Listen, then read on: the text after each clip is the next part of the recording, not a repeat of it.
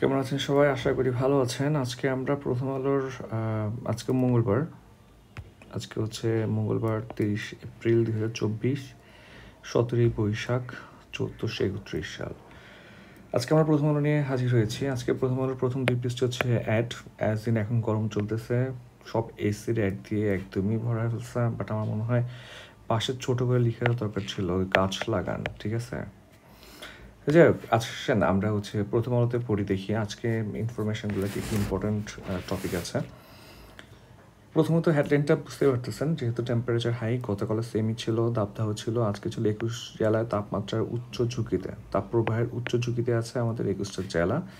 তার মধ্যে হচ্ছে দেখেন যে আপনার এই পশ্চিমাঞ্চলটা মোটামুটি খুবই হাই অ্যালার্ট, এরপরে হচ্ছে মধ্য অঞ্চলটা, এরপরে মোটামুটি চিটগং, সিলেট অর্থাৎ হচ্ছে আপনার হরিকাল এবং সমতট, ঠিক আছে? ওকে, সো আর বরেন্দ্র অঞ্চলগুলো হচ্ছে এই যে বরেন্দ্র অঞ্চল, তারপর হচ্ছে চন্দ্রদ্বীপ অঞ্চল, এগুলো মোটামুটি আপনার খুবই সংকটে আছে আর কি। তো দ্রুতই ব্যাপারটা চলে যাক, সলভ হয়ে যাক, বৃষ্টি হোক, কারণ মানুষ খুবই কষ্ট পাচ্ছে। যাই হোক, আসেন আমরা দেখি তাহলে। দেখেন এই তাপদাহ নিয়ে হচ্ছে আপনার খুব একটা পরীক্ষা আসার মতো তেমন কিছু নাই, যদি ব্যাপারটা খুবই স্যাড। আমরা জাস্ট সেই জন্য আগাই। দেখেন আরেকটা ইস্যু হচ্ছে ব্যাংক মার্চ নিয়ে গতকাল কথা বলতেছিলাম। এখন হচ্ছে আপনার এই যে বেসিক ব্যাংক নিয়ে যে নিউজটা হলো আজকে, যে বেসিক ব্যাংক কিন্তু মার্চ হয়েছে অলরেডি, ঠিক আছে? বেসরকারি খাতে সিটি ব্যাংকের এটিকে একীভূত করার উদ্যোগ নিয়েছে বাংলাদেশ ব্যাংক, অর্থাৎ হয় না, এখনো হবে। সিটি ব্যাংকের সাথে হচ্ছে বেসিক ব্যাংক যে কানেকশনের যে ইস্যুটা, তো ব্যাংক মার্জেশন নিয়ে কিন্তু আমাদের মোটামুটি ধারণা থাকা লাগবে। যদিও এই আর্টিকেলে হচ্ছে আসলে কিছু ইনফরমেশন দেওয়া, যেটা পলিটিক্যাল ইনফরমেশন, ম্যানেজারিয়াল ইনফরমেশন, যেটা আমাদের জবের জন্য খুব একটা প্রয়োজন নাই, ঠিক আছে? বাট ব্যাংক মার্জের ব্যাপারটা আমাদের পড়া লাগবে। এখন দেখেন সবচেয়ে ইম্পর্টেন্ট ব্যাপার ইন্টারন্যাশনালি, সেটা হচ্ছে আপনার ভিয়েতনাম যুদ্ধের পর যুক্তরাষ্ট্রে শিক্ষার্থীদের সবচেয়ে বড় বিক্ষোভ এখন হচ্ছে আর কি প্যালেস্তাইন ইস্যুতে। আর হচ্ছে প্রায় 900 জনকে গ্রেপ্তার করা হয়েছে। দেখেন, গাজা যুদ্ধবিরতি এবং ইসরায়েলকে সামরিক সহায়তা বন্ধের দাবি পূরণ না হওয়া পর্যন্ত বিক্ষোভ চালিয়ে যাওয়ার ঘোষণা দিয়েছে যুক্তরাষ্ট্রের শিক্ষার্থীরা, ঠিক আছে? এবং মোটামুটি হচ্ছে ভিয়েতনাম যুদ্ধ আপনার জানেন 1955 থেকে হচ্ছে আপনার গত 75 পর্যন্ত যুদ্ধটা হয়। এই যুদ্ধে হচ্ছে ইউএসের সবচেয়ে বেশি পার্সোনাল মারা যায়, ঠিক আছে? সেই যুদ্ধের সময় হচ্ছে আপনার 60-এর দশকের যেই যুদ্ধ শুরু হয়, নাগরিক অধিকার আন্দোলনের পর যুক্তরাষ্ট্রের শিক্ষা প্রতিষ্ঠানের সবচেয়ে গুরুত্বপূর্ণ হচ্ছে ইসরায়েল বিরোধী আন্দোলন, ঠিক আছে? যাই হোক, তার মানে হচ্ছে যুক্তরাষ্ট্রে স্টুডেন্ট রেভলিউশনের দিকে আগাচ্ছে। নর্মালি যুক্তরাষ্ট্রে দেখা যায় না আর কি, ঠিক আছে? যাই হোক, দ্বিতীয় পৃষ্ঠে দেখি আমরা কি আছে। ব্যাংকক থেকে দেশে ফিরছে আমাদের পিএম। এশিয়ার 6 দেশে তীব্র তাপপ্রবাহ, এটা আমরা দেখলাম। তারপর হচ্ছে এখানে হচ্ছে ওকে, এখানে তেমন কিছু নাই। হ্যাঁ, আরেকটা জিনিস আমাদের জন্য দেখি যে হাসপাতালে বাড়ছে জ্বর এবং ডায়রিয়ার রোগী, টেম্পারেচার ইস্যুর জন্য আর কি, ঠিক আছে? আমরা পরের পৃষ্ঠে যাই। আচ্ছা, এখানে তেমন কিছু নাই। এটা হচ্ছে আপনার তৃতীয় পৃষ্ঠা। এটা হচ্ছে আপনার এখানে জাস্ট আমার একটা জিনিসই লাগছে যে স্কুল বাড়িতে শিশু নির্যাতন থেমে নেই, হ্যাঁ, ঠিক নির্যাতন চলছে। এখন দেখেন এখানে যে ডাটাগুলো হচ্ছে আমাদের ইম্পর্টেন্ট মনে হয়েছে, যে শিশু আইন 2013, এই যে স্টুডেন্টদেরকে বিট করলে, প্রহার করলে যেই আপনার মামলাটা হয়, সেটা শিশু আইন 2013। তাহলে এইটা আমার কাছে ইম্পর্টেন্ট মনে হয়েছে, ঠিক আছে? শিশু আইন কত সালের? শিশু আইন 2013, ঠিক আছে? এটা আমরা মাথায় রাখবো, শিশু আইন 2013। এরপর দেখেন সমাজসেবা অধিদপ্তরের পরিচালিত চাইল্ড হেল্পলাইন 1098। তাহলে দেখেন এটা আমাদের জন্য ইম্পর্টেন্ট, দুইটা এটা এখানে। একটা হচ্ছে সমাজসেবা অধিদপ্তর পরিচালিত, অর্থাৎ এটা হচ্ছে পরিচালনা করে সমাজসেবা, ঠিক আছে? সমাজসেবা অধিদপ্তর, ঠিক আছে? সমাজসেবা অধিদপ্তর হচ্ছে এই চাইল্ড হেল্পলাইনটা তারা ম্যানেজ করে। এটা হচ্ছে 1098, 1098, এটা আমরা মাথায় রাখবো, 1098। দেখেন এই অনুযায়ী 2023 সালে নির্যাতনের জন্য সহায়তা চেয়ে 15,785টা কল আসছে, যা 2022 সালে যে দ্বিগুণ বাড়তেছে, ঠিক আছে? এটা হচ্ছে আপনারা একটু মাথায় রাখতে পারেন, এবং আপনাদের চাইল্ডদের খোঁজখবর রাখেন কেউ প্রহার করতেছে কিনা। দেখেন 4 নম্বর পৃষ্ঠায় হচ্ছে তেমন কিছু না। এটা বেসিক্যালি আগের যে ইনফরমেশনগুলো আছে, ডাটাগুলো আছে, নিউজগুলো আছে, সেটার হচ্ছে আপনার সেকেন্ড পার্ট। এরপর দেখেন অভিমত বিশ্লেষণ, পৃষ্ঠা 5, রাজস্ব আদায়ের নতুন খাত হতে পারে ডিজিটাল অর্থনীতি, ঠিক আছে? এটা নিয়ে একটু ঘাটাঘাটি করতে পারেন আর কি আপনারা।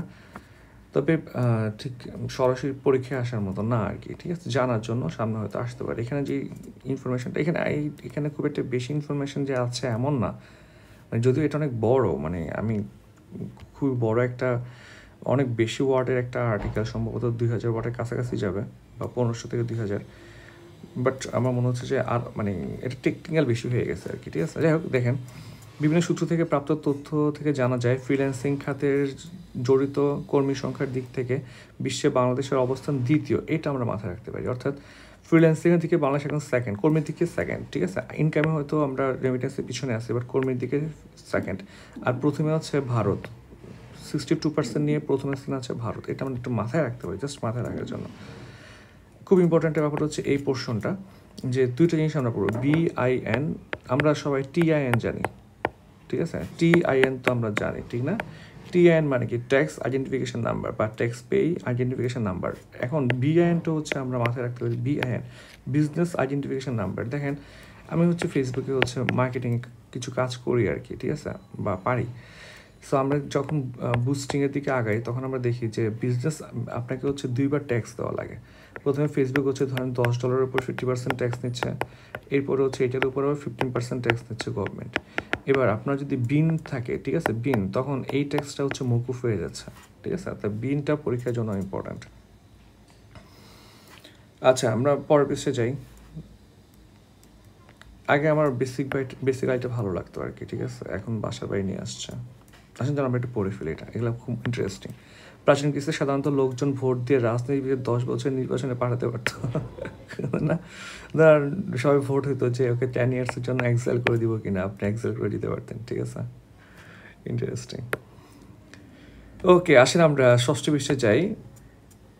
শিক্ষার্থীর বিরুদ্ধে ছাত্রীকে নিপীড়নের অভিযোগ। দেখেন জাহাঙ্গীরনগর বিশ্ববিদ্যালয়, এই যে জাহাঙ্গীরনগর বিশ্ববিদ্যালয় থেকে শুরু করে চট্টগ্রাম বিশ্ববিদ্যালয়, অনেক জায়গাতে দেখা যায় যে আপনার এই ইনফরমেশনগুলো, মানে এই নিউজগুলো হচ্ছে, এটা আসলে খুবই কষ্টকর একটা ব্যাপার, কারণ হচ্ছে বিশ্ববিদ্যালয়গুলোকে নিরাপদ রাখা লাগবে। যাই হোক, দেখেন ওষুধের বেআইনি মূল্য নির্ধারণ রোধে ব্যবস্থা নির্দেশ, ঠিক আছে? এখানে তেমন কিছু নাই ইনফরমেশনটা, এখানে জাস্ট দুইটা ইনফরমেশন আমার ভালো লাগছে। একটা হচ্ছে আপনার জানেন সবাই যে ক্যাব মানে হচ্ছে কি কনজিউমার অ্যাসোসিয়েশন অফ বাংলাদেশ, ঠিক আছে? এখন মোস্ট ইম্পর্টেন্ট হচ্ছে এটা 2023 সালের ঔষধ ও কসমেটিক আইন। তাহলে ঔষধ ও কসমেটিক আইন কত সালে?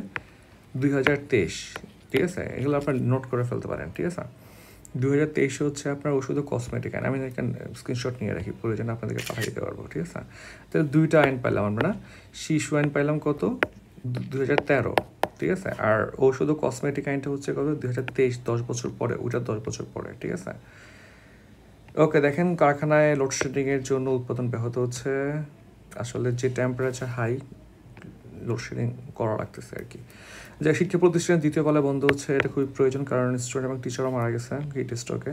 দেখেন প্রথম নতুন টেলিযোগাযোগ আইনের প্রয়োজনীয় নিয়ে প্রশ্ন। তাহলে টেলিযোগাযোগ আইন 2024 বানানো হচ্ছে, ঠিক আছে? টেলিযোগাযোগ আইন 2024, তাহলে আমরা আরেকটা আইন পেলাম, টেলিযোগাযোগ আইন, ঠিক আছে? তাহলে হচ্ছে এটা হচ্ছে আপনারা একটু মাথায় রাখবেন আর কি, যে টেলিযোগাযোগ আইনটা, এখানে খুব একটা ডিটেলস ক্রিটিক নাই আর কি, ঠিক আছে? সো এখানে পড়ার মতো আমার কিছু নাই। আজকে পত্রিকাটা আমার খুব লেস ইনফরমেটিভ মনে হয়েছে আর কি, ঠিক আছে? একটি গণপ্রতিষ্ঠান কেন সাংবাদিকদের ভয় পায়, ঠিক আছে? আমরা চলে আসছি আপনার মতামত অর্থাৎ সম্পাদকীয়তে 8ম পৃষ্ঠায়। এখানে আমার এটা হচ্ছে আপনার বেসিক্যালি লেখা হয়েছে আপনার বাংলাদেশ ব্যাংক রিসেন্টলি হচ্ছে বাংলাদেশ ব্যাংক বলছে যে এখন থেকে ওপেন পারমিশন দেওয়া হবে না পত্রিকাকে বা মিডিয়া পার্সোনালকে, তারা হচ্ছে স্পেসিফিক আপনার কর্মকর্তা থেকে পারমিশন নেওয়া লাগবে এবং শুধু ওই কর্মকর্তার কাছে যেতে পারবে। এটা নিয়ে হচ্ছে আপনার উনি একটা আর্টিকেল লিখছে সংগঠনের স্বাধীনতা নিয়ে। তো এখানে আমার যেগুলো খুব ইম্পর্টেন্ট মনে হয়েছে, ওনার নামটা অনেক সুন্দর, বিরূক্ষ পাল, যে সংবাদপত্রের স্বাধীনতা থাকলে দেশে দুর্ভিক্ষ হয় না। এই কোডটা কে দিছে? এটা কিন্তু ইথিক্সে চলে আসতে পারে, ঠিক আছে? মানে 2047 BCS চলে আসতে পারে যে বিসিএসের সংবাদপত্রের স্বাধীনতা থাকলে দেশে দুর্ভিক্ষ হয় না। অর্থাৎ আপনি যখন ফ্রিডম অফ প্রেস এনশিওর করবেন তখন সেখানে ফেমিনিন হবে না, ঠিক আছে? এখন দেখেন যে এটা বলছে অমর্ত্য সেন। এটা কার কথা? অমর্ত্য সেনের কথা। ইনি ঢাকায় একটা প্রোগ্রামে এসে উনি স্পিচে হচ্ছে এটা বলছে, সংবাদপত্রের স্বাধীনতা থাকলে দেশে দুর্ভিক্ষ হয় না। এটা কে বলছে? অমর্ত্য সেন। এটা স্ক্রিনশট নিয়ে রাখবেন, ঠিক আছে? আপনার কাজে লাগবে। এরপর দেখেন এখানে কেন হচ্ছে দিচ্ছে যে সবাই ইনফরমেশনগুলো মজুতদারি বাড়লে ওরা হচ্ছে পাবলিশ করে দেয়, সমস্যা থাকলে হচ্ছে নিউজ পোর্টালে পাবলিশ হলে গভর্নমেন্ট স্টেপ নিতে পারে, সেই জন্য সাংবাদিকটা কখনোই সরকারের প্রতিপক্ষ নয়। এগুলো মোটামুটি কমন কথাবার্তা আর কি, ঠিক আছে, পড়তে পারেন, ঠিক আছে। এখানে খুব একটা ইনফরমেশন আমি পাই নাই, স্কিপ করে যাচ্ছি। যাই হোক, রাফায় নেতানিয়াহুর বিজয়ের স্বপ্ন সফল হবে না, ঠিক আছে। এটা হচ্ছে আপনার ফিলিস্তিন সাংবাদিক এবং লেখক ওনার পার্সপেক্টিভ থেকে লিখছে। যাই হোক, এই পুরোটার মধ্যে আমার যেটা মনে হয়েছে যে এখানে উনি খুব একটা ভালো কনসেপ্ট নিয়ে আসছে, যে গত 200 দিন ধরে, আনুমানিক 200 দিন ধরে যে ধ্বংসযজ্ঞ চলতেছে গাজায়, সেটার মাধ্যমে উনি কি অ্যাচিভ করতে পারছে, নেতানিয়াহু কি অ্যাচিভ করতে পারছে। উনি বাড়িঘর ধ্বংস করছে, স্কুল মসজিদ সহ সব অবকাঠামো ধ্বংস করছে, এবং যে আপনার রাবেলগুলো আছে আর কি, ধ্বংসস্তূপ, সেগুলো সরাইতে নাকি 15 বছর লাগবে। এটা ইউএনের রিপোর্ট বলতেছে আমি, ঠিক আছে।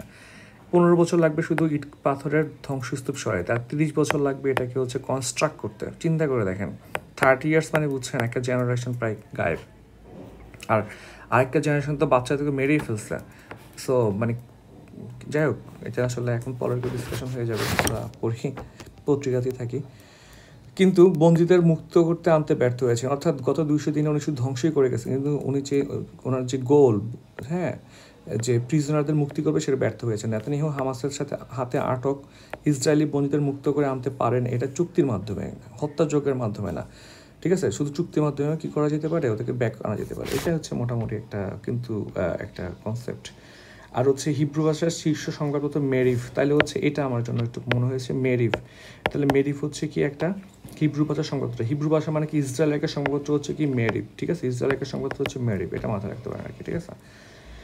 এরপর দেখেন আমাদের পৃষ্ঠা হচ্ছে আপনার 9, এখানে পড়াশোনাতে কিছু নাই তেমন, আমরা আগাই আমাদের জন্য কিছু নাই, আমরা যেহেতু অষ্টম শ্রেণীর জন্য বানাচ্ছি না। আন্তর্জাতিকে আসি, আন্তর্জাতিকে হচ্ছে আমার মোটামুটি এটা ডেইলি স্টারে গতকালকে আসছে আই গেস, ঠিক আছে, আজকে একদিন লেটে প্রথম আলোতে আসছে। যাই হোক, যুদ্ধবিরতি নিয়ে আশাবাদ হচ্ছে প্যালেস্তাইন যুদ্ধবিরতি নিয়ে। এখানে যুদ্ধবিরতি রিসেন্ট যে স্টেপটা নেওয়া হয়েছে সেটা নিয়ে কাজ করছে যুক্তরাষ্ট্র, মিশর এবং কাতার। দেখেন গতকাল রিয়াদে ওয়ার্ল্ড ইকোনমিক ফোরাম ওদের মিটিং হয় দাভোসে। কোথায়? দাভোসে। তাদের একটা প্রোগ্রামে হচ্ছে যুক্তরাষ্ট্রের পররাষ্ট্রমন্ত্রী অ্যান্টনি ব্লিংকেন বলেছেন, জিম্মি মুক্তির বিনিময়ে গাজা ইসরায়েলের হামলা বন্ধ হয়ে অসাধারণ উদার প্রস্তুতি হামাস গ্রহণ করবে বলে তিনি আশাবাদী আর কি, ঠিক আছে। এরপর হচ্ছে নাভালনি হত্যায় সম্ভবত পুতিন জড়িত নয়। নাভালনি হচ্ছে ওদের বিরোধী দলের নেতা ছিল রাশিয়ার, ঠিক আছে। উনি রিসেন্টলি হচ্ছে গত বছরের সম্ভবত না, এই বছরের 16 ফেব্রুয়ারি মারা যায়, ঠিক আছে। এইটা নিয়ে হচ্ছে সবাই পুতিনকে অনেক বেশি ব্লেম দেয় পশ্চিমারা, যদিও পুতিন বা আপনার রাশিয়া বলছে যে ওনার স্বাভাবিক মৃত্যু হয়েছে। এখন এই রিসেন্টলি হচ্ছে এটা হচ্ছে আপনার যুক্তরাষ্ট্রের গোয়েন্দা সংস্থায় ভাবতেছে যে আসলে স্বাভাবিক মৃত্যু হয়েছে, ওকে মারতে চায় না আর কি, ঠিক আছে। যাই হোক, ট্রাম্পের বয়স নিয়ে খোঁজা জো বাইডেনের, জো বাইডেন একটা গাধা, ঠিক আছে, এটা নিয়ে পড়ার কিছু নাই। চমক জাগে জুমার, ঠিক আছে। জুমা হচ্ছে কার? দক্ষিণ আফ্রিকার প্রেসিডেন্ট ছিলেন তিনি, হচ্ছে আফ্রিকান ন্যাশনাল কংগ্রেসের বিরুদ্ধে লড়বেন। আফ্রিকান ন্যাশনাল কংগ্রেস, ঠিক আছে, এটা সম্ভবত 1912 সালে প্রতিষ্ঠিত হয়। এখানে আমাদের কে ছিল? আমাদের গান্ধীজিও ছিল আর কি, আমাদের বলতে বলছি, তখন তো ভারতবর্ষ ছিল আর কি, ঠিক আছে। গান্ধীজি ছিল, এটা হচ্ছে নেলসন ম্যান্ডেলা এই দলের ছিল আর কি, ঠিক আছে। দেখেন আমরা 11 পিসে চলে আসি অর্থ বাণিজ্য। স্কয়ার ফার্মার হচ্ছে প্রফিট আসছে ভালোই, গুড ফর আওয়ার ইকোনমি। শিল্প খাতে গতি কমেছে, এটা তাপ প্রবাহের প্রভাব স্বাভাবিকভাবে হচ্ছে, ঠিক আছে। এখানে তেমন ইনফরমেশন নাই, এখানেও তেমন ইনফরমেশন নাই পরীক্ষা আসার মতো, এবং এটা খুব ইম্পর্ট্যান্ট, ঠিক আছে। দেখেন আপনারা যারা হচ্ছে অবিবাহিত, ঠিক আছে, আপুরা আছেন, খুব মনোযোগ দিয়ে এটা পড়বেন। শুধু তো পড়াশোনাই মেন না, ঠিক আছে, বিয়েটাও মেন, ঠিক আছে।